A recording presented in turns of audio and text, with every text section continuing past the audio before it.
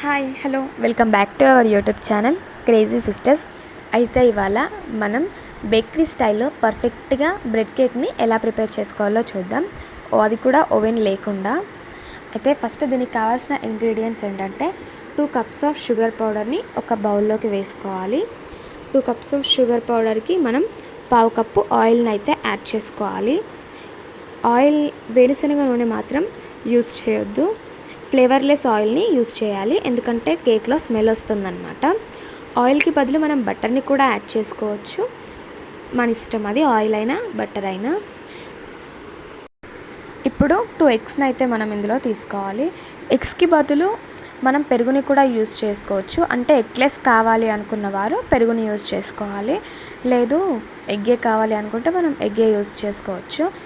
ఇప్పుడు 2 ఎగ్స్ని వేసి మంచిగా మెల్ట్ చేయాలి, అంటే మంచిగా మెల్ట్ అయ్యే వరకు కలుపుకోవాలి. అది కలపడం కూడా ఒకే డైరెక్షన్లో దీన్ని మనం మిక్స్ చేయాల్సి ఉంటుంది, అటు ఇటు కాకుండా క్లాక్ వైజ్ లేదా యాంటీ క్లాక్ వైజ్, అంతే ఒకటే డైరెక్షన్లో దీన్ని మంచిగా మిక్స్ చేయాలి. మనం బ్యాటర్ని ఎంత మంచిగా మిక్స్ చేస్తే మనకి కేక్ అనేది అంత పర్ఫెక్ట్గా వస్తుంది. మనం కలపడంలోనే కేక్ చేసుకునేది మొత్తం ప్రాసెస్ అయితే ఉంటుందన్నమాట. అంటే మనం ఎంత బాగా కలిపితే మనకి కేక్ అయితే అంత మంచిగా సాఫ్ట్గా ఫ్లఫీగా వస్తుంది. నేనైతే ఇక్కడ దాదాపు 5 to 10 minutes వరకు బాగా కలిపాను అనమాట, ఒకే డైరెక్షన్లో చాలా కలిపాను. మనం ఎంత అయితే కలుపుతామో మనకి కేక్ అయితే అంత ఫ్లఫీగా అంత మంచిగా వస్తుందన్నమాట. సో కలిపేటప్పుడు చాలా జాగ్రత్తగా దాన్ని మిక్స్ చేయాలి. ఇప్పుడు 1/2 టీ స్పూన్ వెనిలా ఎసెన్స్ని యాడ్ చేసుకోవాలి. వెనిలా ఎసెన్స్ లేకపోతే యాలకుల పొడి లేదా నిమ్మరసాన్ని కూడా యాడ్ చేసుకోవచ్చు. నా దగ్గర అయితే ఇప్పుడు వెనిలా ఎసెన్స్ లేదు, నేను అందుకని చెప్పి నిమ్మరసాన్ని 1/2 టీ స్పూన్ అయితే యాడ్ చేస్తున్నాను. యాడ్ చేసి మళ్ళీ మంచిగా మిక్స్ చేయాలన్నమాట. మొత్తం ఒకటే డైరెక్షన్లో మనం లాస్ట్ కేక్ అంతా బేక్ అయ్యే వరకు మనం ఒకటే డైరెక్షన్లో కలపాలి, కేక్ బ్యాటర్ ప్రిపేర్ అయ్యేంత వరకు. ఇప్పుడు 2 కప్స్ ఆఫ్ మైదా పిండిని జల్లించుకుంటూ అందులో వేసి కలపాలన్నమాట. 2 కప్స్ ఆఫ్ మైదా పిండిని కూడా మంచిగా జల్లించుకుంటూ కలిపేసేయాలి, ఒకటే డైరెక్షన్లో కలపాలి లాస్ట్ వరకు. ఇది మాత్రం అసలు మర్చిపోవద్దు, మనం పొరపాటున డైరెక్షన్ మార్చిన కేక్లో మనకి తప్పు అయితే వస్తుంది. మంచిగా మిక్స్ చేసుకోవాలి.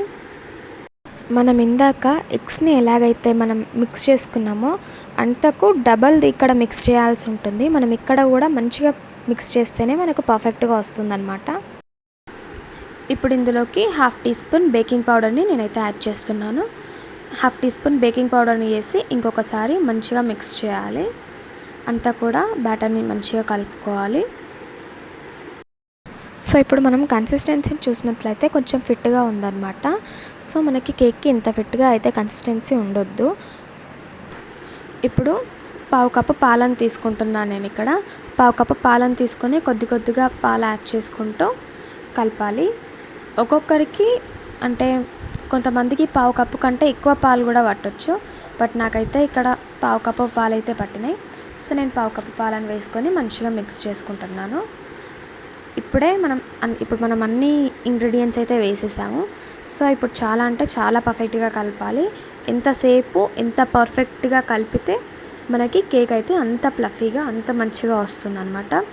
సో మీరు ఇక్కడ చూస్తున్నట్లయితే రిబ్బన్ కన్సిస్టెన్సీలోకి వచ్చేంత వరకు మనం కలపాలి. నాకు ఏ విధంగా అయితే కన్సిస్టెన్సీ వచ్చిందో సో మీకు కూడా అదే కన్సిస్టెన్సీ రావాలి. ఇప్పుడు పక్కకు ఒక కేక్ టిన్ లేదా ఒక అల్యూమినియం బౌల్ తీసుకొని దానికి ఆయిల్ నీట్గా అప్లై చేసుకొని కొంచెం పిండి వేసుకోవాలన్నమాట. కొంచెం పిండి వేసుకొని మొత్తం సైడ్స్కి అంతా పిండి వేసుకొని ఒకసారి ట్యాప్ చేసినట్టు అని ఎక్స్ట్రా పిండి ఏదైనా ఉంటే దాన్ని తీసేసేయాలి. మనం తయారు చేసుకున్న కేక్ బ్యాటర్ని మొత్తం ఈ కేక్ టిన్లోకి ట్రాన్స్ఫర్ చేసుకోవాలి. ఒకేసారి మొత్తం గుమ్మరిచ్చేయకుండా ఇలా నీట్గా కొంచెం కొంచెం వేసుకోవాలి. పక్కకు మనం ఒక బౌల్ పెట్టుకొని ఆ బౌల్లో ఉప్పు లేకపోయినా సరే నార్మల్గా ఒక స్టాండ్ లేకపోతే గిన్నె పెట్టుకొని దాన్ని కొంచెం ఒక 5 minutes హీట్ చేసుకోవాలి. హీట్ చేసుకున్న తర్వాత మనం రెడీ చేసుకున్న కేక్ బ్యాటర్ కేక్ టిన్లో వేసింది ఉంది కదా, సో దీన్ని తీసుకెళ్ళి అందులో పెట్టాలి. సో పెట్టే ముందు మనం ఒకసారి ఇలా కేక్ టిన్ని ట్యాప్ చేయాలి, ఎందుకంటే పైన ఎయిర్ బబుల్స్ అయితే మనకు ఫామ్ అయ్యాయి కదా. సో ఆ ఎయిర్ బబుల్స్ పోవాలి. ఆ ఎయిర్ బబుల్స్ ఉంటే మనకి కేక్ సరిగ్గా బేక్ అవ్వదన్నమాట. అందుకని చెప్పి అది ఒకసారి ట్యాప్ చేసిన తర్వాత దాన్ని పెట్టాలి. పెట్టిన తర్వాతకి సో మనకి ఎయిర్ అనేది బయటికి రాకుండా, ఆవిరి బయటికి రాకుండా మూతని కొంచెం మంచిగా మూత పెట్టాలి. దాని మీద ఏదైనా బరుగు లాంటిది పెట్టి 35 to 40 మినిట్స్ 30 to 35 మినిట్స్ చాలు మంచిగా బేక్ చేసుకోవాలి. 30 మినిట్స్ తర్వాతే మనం మూత తీసి చూడాలి. అప్పటి వరకు మనం మూత అయితే తీయకూడదు. 30 మినిట్స్ తర్వాత నేను ఇక్కడ చెక్ చేస్తున్నాను. ఒకసారి నైఫ్తో ఇలా కొంచెం తీసి చూడాలన్నమాట. నేను ఆఫ్టర్ 35 మినిట్స్కి అయితే చూస్తున్నాను. నాకైతే కేక్ పర్ఫెక్ట్గా బేక్ అయింది అనిపిస్తుంది. అది ఎలా అంటే మనం నైఫ్ పెట్టి చూస్తే మన నైఫ్కి ఏమీ అంటకూడదు అనమాట. సో పిండి ఏమీ అంటనట్టు అట్లా ఉంటే కేక్ మనకి పర్ఫెక్ట్గా బేక్ అయినట్టు అర్థం అనమాట. సో ఇప్పుడు మనం స్టవ్ ఆఫ్ చేసుకొని ఆ కేక్ టిన్ అలాగే తీసి పక్కకు పెట్టి ఒక 5 to 10 మినిట్స్ దాన్ని చల్లారనివ్వాలి. దాన్ని చల్లారిన తర్వాతనే నేను ఎలా అయితే కట్ చేసినట్టు అంటున్నానో సైడ్స్కి నైఫ్ పెట్టి అలా అనడం వల్ల కేక్ అనేది బౌల్ నుంచి సపరేట్ అవుతుంది. సో ఇప్పుడు మనం ఒక గిన్నె తీసుకొని దాంట్లోకి వేసుకోవచ్చు అనమాట.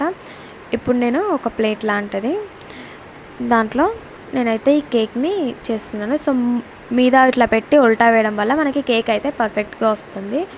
సో అందుకని నేను అలా వేసాను.